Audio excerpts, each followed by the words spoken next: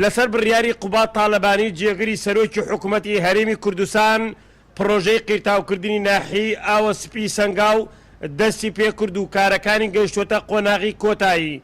ئەم پرۆژەیە بەهۆی قەیرانی داراییەوە کارەکانی بۆ ماوەیەکی زۆر ڕاگیرا. لەسەر داوای دەرباز کۆسرات ڕەسوول وەزیری ئاوەدانکردنەوەی حکوومەتی هەرێم دەست بە کارەکانی کرایەوە بڕیارە لە ڕۆژانی داهاتوودا کارەکانی بەڕووی شۆفێران و هاوڵاتیان بکرێتەوە. 40 کیلۆمتری ئەخیر لە کۆتایەکەیاتی ئەم ڕێگایەکی استراتیژیە. خۆشبەختانە لە ئەم قەیرانی داراییشە ئەم بڵێن هەر کاریتیان نەوەستاوە ڕاستەدانی کەم و کوڕی هەبوو هێواش کارەکان وەکو پێویست نەبوون بەڵام کارکردن تیا بەردەوام بۆ من جێ خۆی دەستخۆشی لە ڕێگەوانی گەرمیانکەن کە زۆر خەمخۆرانەوە هەروەها وەزارەتی معنی خەمیان خوارد و بە تەواوبوونی ئەم ڕێگایە حتمەن دەواازەیەکی تر بۆ گەرمیانەکان ئەکرێتەوە.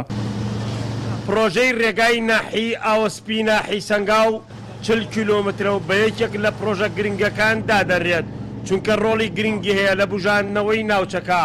ئەم پرۆژەیە بۆ قەیرانی دارایی سوودی زۆری هەیە لە ئاوەدانکردنەوەی زیاتری گوندەکانی گەرمیان.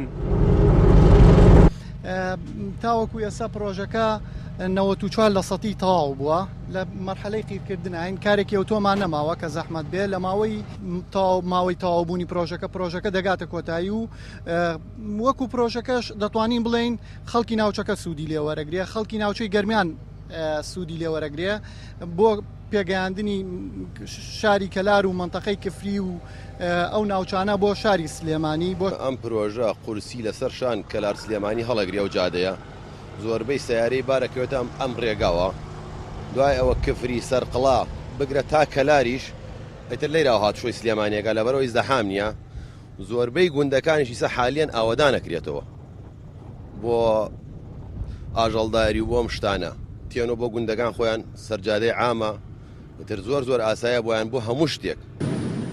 ڕێگاوبان بە شادەماری ئاوەدانی دادەنرێت بە تایبەت بۆ گوندەکانی سنووری گەرمیان. ئەگەر بێت و حکوومەتی هەرێم گرنگی و بایخ بە گوندەکان بدات جگەل لەوەی بەرهەمی خۆماڵی زیاتر و فراوانتر دەبێت لە هەمان کاتیشدا بۆ ژێرخانی ئابووری کوردستان سوودی زۆری هەیە. تەواوکردنی پرۆژەی قیرتاوکردنی ناوچەی گەرمیان بە شاری سلێمانیەوە جگەل لەوەی سوودی بۆ شۆفێران و هاوڵاتیان هەیە لە هەمان کاتیشدا دەردی دەرمانی گوندەکانی سنووری ناوچەی گەرمیانە. حەیدەر ئەحمەد کەناڵی گەلی کوردستان گوندەکانی سنووری گەرمیان.